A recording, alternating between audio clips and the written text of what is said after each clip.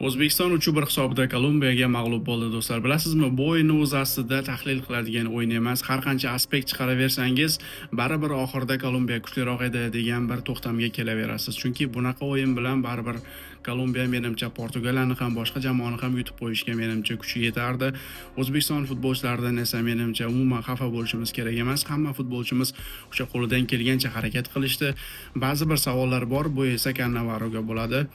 Ikkita qo'pol xato O'tkir Yusupovdan birinchi taymda ko'rdik. Juda bosim ostida o'ynayapti bu futbolchi. Nega ikkinchi taymda bu futbolchini almashtirmadi degan savol meni qiynadi. Ikkinchi taymda esa yana O'tkir Yusupovning yana qo'pol xatosi bilan ikkinchi golni ham o'tkazdik do'stlar. Birinchi taymda gol o'tkazganimizdan keyin ikkinchi taymda yaxshi boshladik o'yinni va qaytarib javob golni kiritdi Abbosbek Fayzullayev va mana shundan keyin nega himoyaga yotib olmadik degan savol meni qiynadi.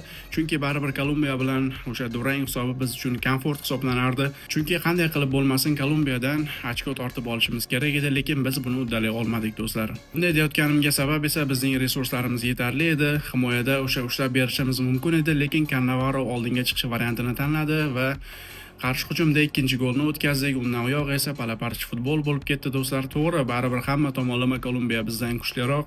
Lekin menimcha yutsa bo'lardi O'zbekiston. Xullas do'stlar, mana shunaqa vaziyatlarda himoyaga yotib bo'lsa ham menimcha natijani ushlashimiz kerak edi. Mana shu tomonlama Cannavaro xato yo'l qo'ygandek tuyuldi mening nazrimda. Sizning fikringiz qanday? Izohlarda yozib qoldiring va sahifamga obuna bo'lish esdan chiqmasin.